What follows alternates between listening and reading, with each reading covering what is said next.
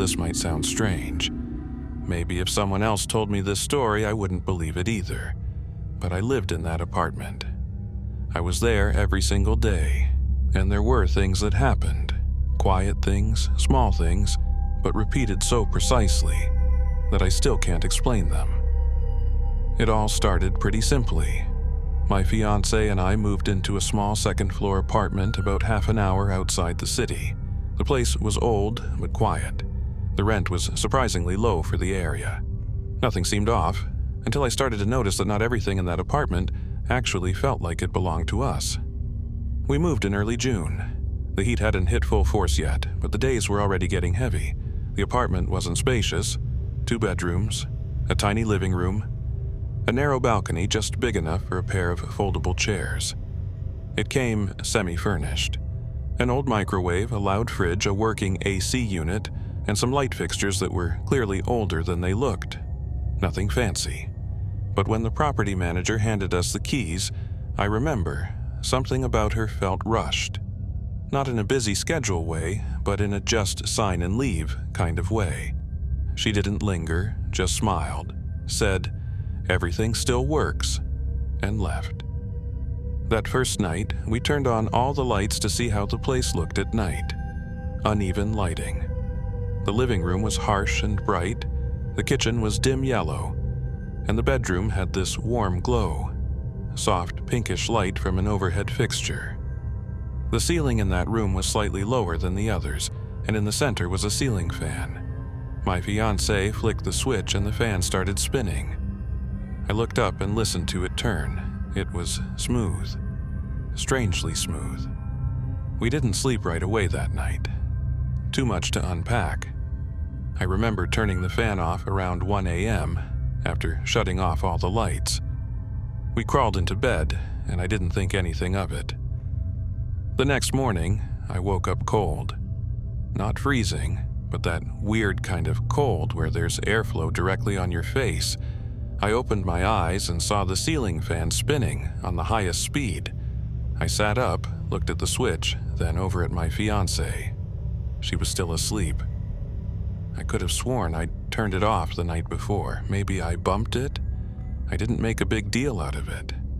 But the same thing happened the next morning, and the one after that. And by the end of the week, I was waking up every day to that same cold air, that same silently aggressive spinning above us. I started paying closer attention. Every night before bed, I checked the switch myself. Lights off, fan off, double-checked. One night, I even looked at the clock, 12:46 a.m., just to be sure. Still, the next morning, I woke up with the cold air hitting my forehead and neck, and the fan spinning like it was trying to lift off. I asked my fiancée if she turned it on. She looked confused and said no. She even mentioned thinking about asking me to set it lower the night before, but saw me turn it off. That's when I knew something was wrong. I considered it might be an electrical issue. Maybe the switch was faulty. Maybe someone else in the building had some sort of access to our wiring. I searched online for similar cases, smart fans, faulty wall circuits, motion sensors, but none of that applied to our setup. Our fan was basic. Manual wall switch, no remote, no Wi-Fi, no timer. I checked the fuse box. Everything looked fine. Then I remembered that ceiling fans sometimes have separate wiring from the lights. Also, every time the fan turned on in the morning, the ceiling light came on too, even though both had been turned off the night before. One night, I decided to record it. I turned off the lights and fan around 1 a.m. and set my phone on a shelf facing the ceiling and wall switch in time-lapse mode. In the morning, as expected, the fan and light were on again. But when I reviewed the footage, I didn't see the moment it turned on. One frame showed the fan still. The next frame, it was already spinning. No visible motion. No one entered. The switch didn't move. I rewatched it in slow motion and noticed a tiny flash near the top edge of the screen. A soft red blink, barely noticeable. I stared at the ceiling. Smooth drywall. No visible cracks. No signs of a camera. But I knew something was active up there, something I'd never installed.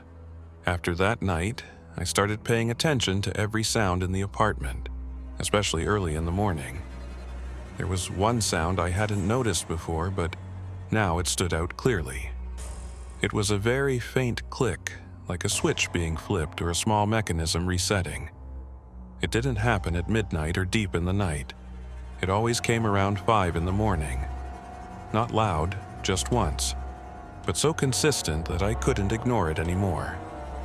Some mornings, I stayed completely still in bed, eyes closed, just listening.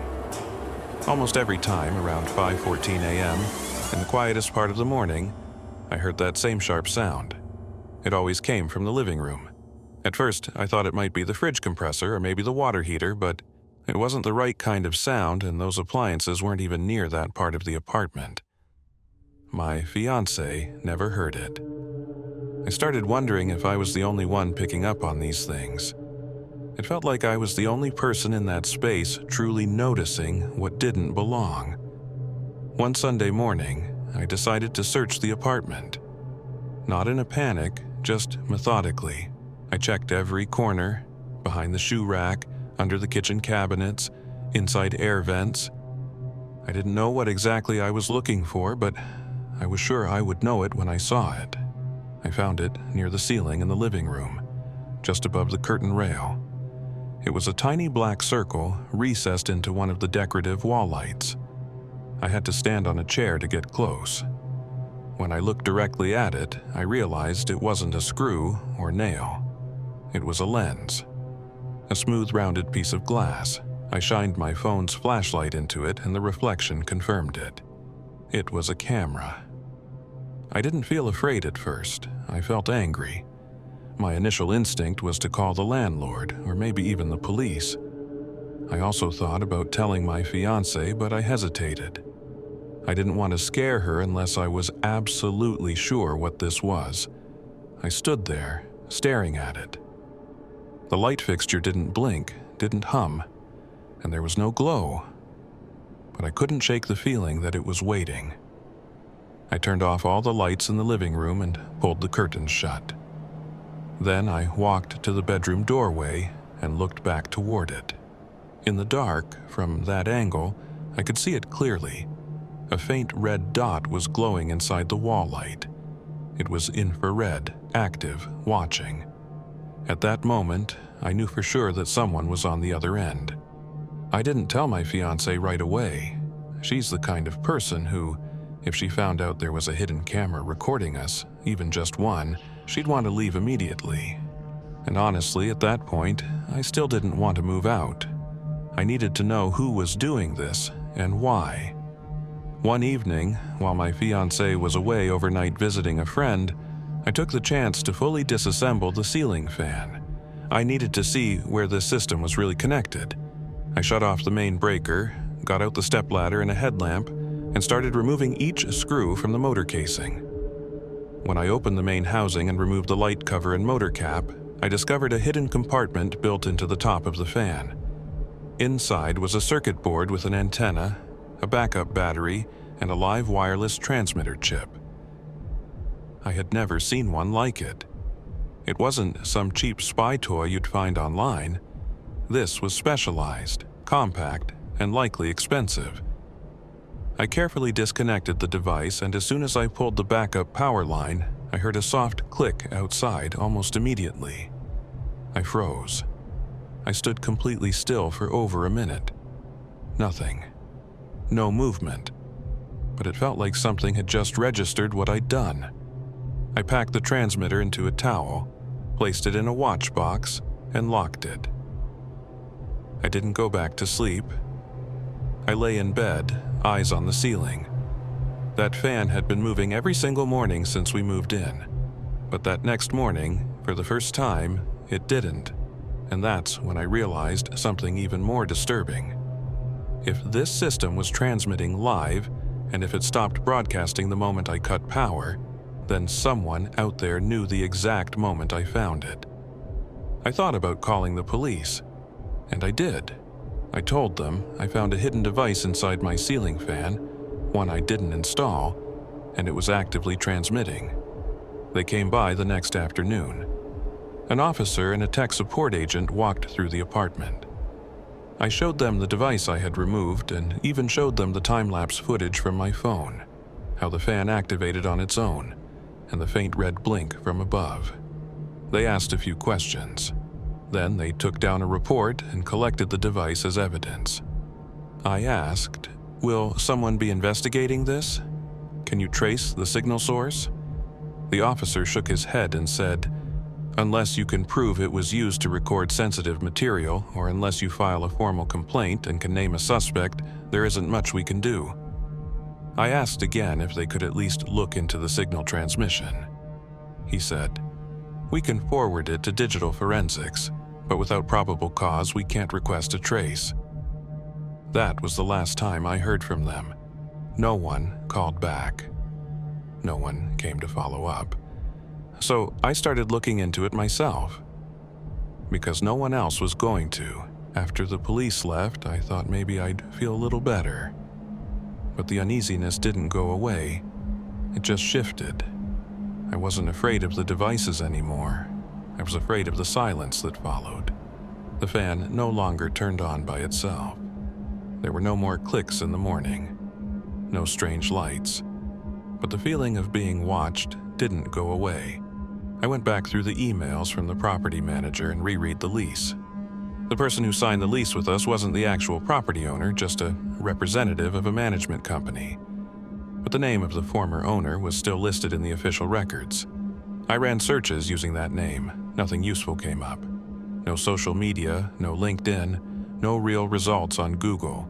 Just a few fragments of old forum posts from 2014 under the same name, offering interior monitoring hardware on some defunct tech message board. Maybe it was someone else with the same name. But I still wanted to be sure. The next night, while I was sitting at the dining table, my phone pinged. A small notification popped up from an app I'd forgotten I even installed. It was called Home Sync. I opened it. The interface displayed a warning. A new device is attempting to access the interior system. Allow connection from name_hidden_1.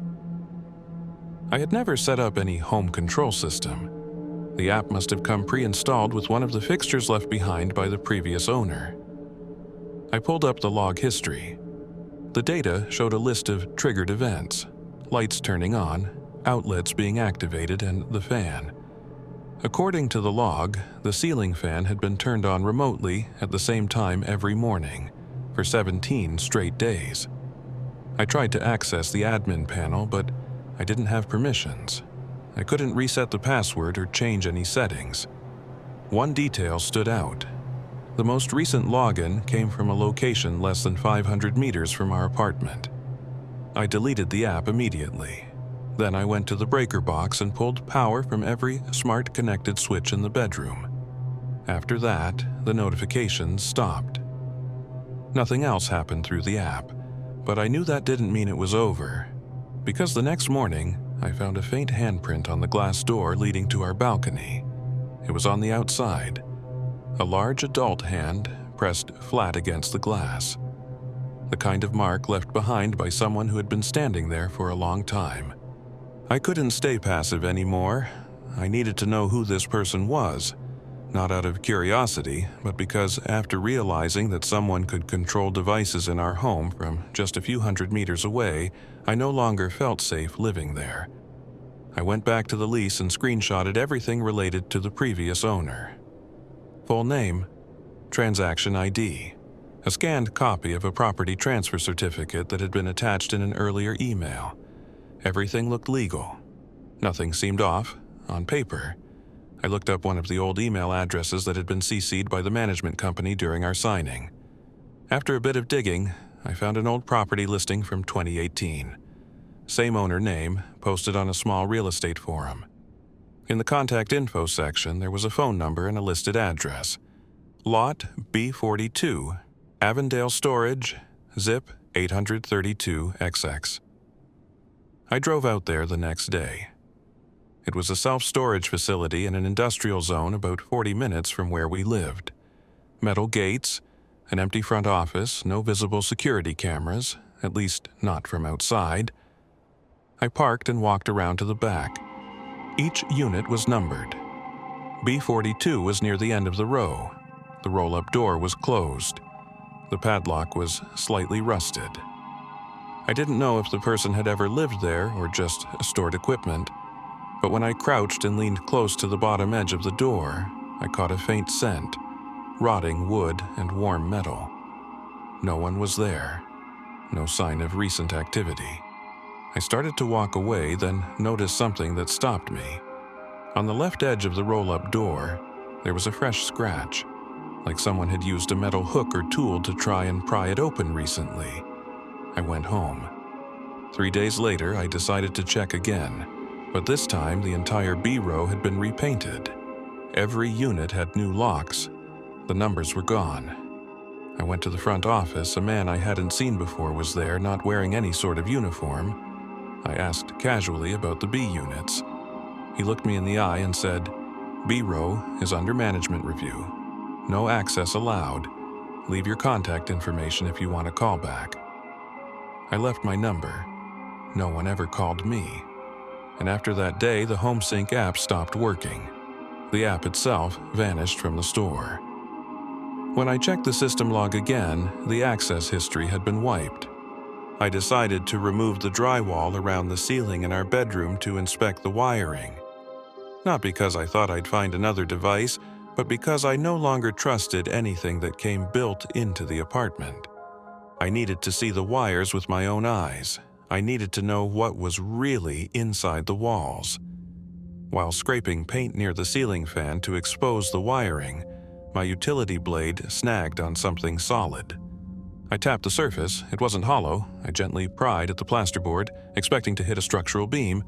Instead, a folded piece of paper dropped to the floor. It was yellowed, torn at the corners, folded in half.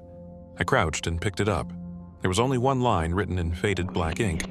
"He doesn't just watch, he's coming back." No signature, no date, nothing else. I read it over and over. My mind started spinning. Who was he?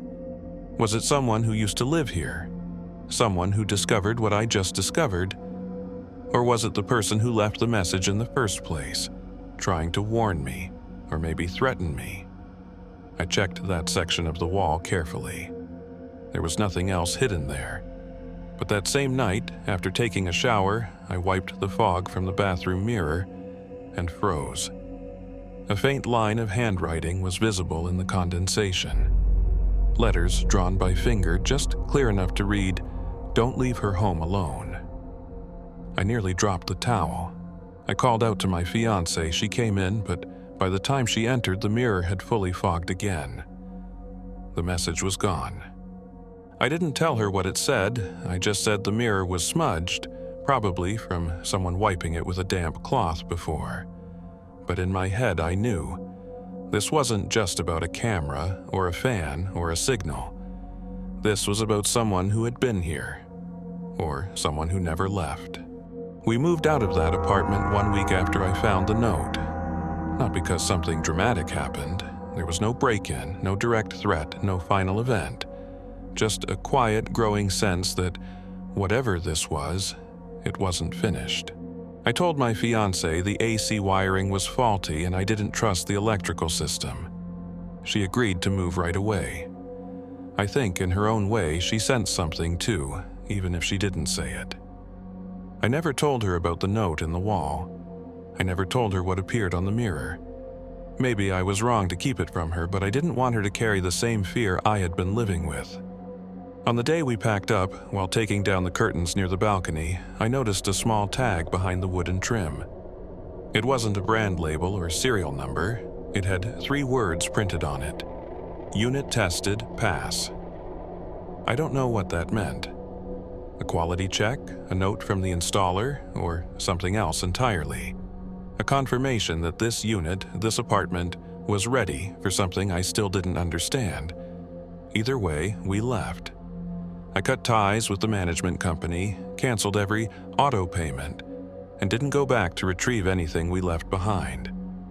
To this day, I refuse to rent any unit that comes pre-furnished. If there's a ceiling fan, I take it down the first week, And every time I wake up at night without thinking, I always glance up at the ceiling, even when there's nothing there.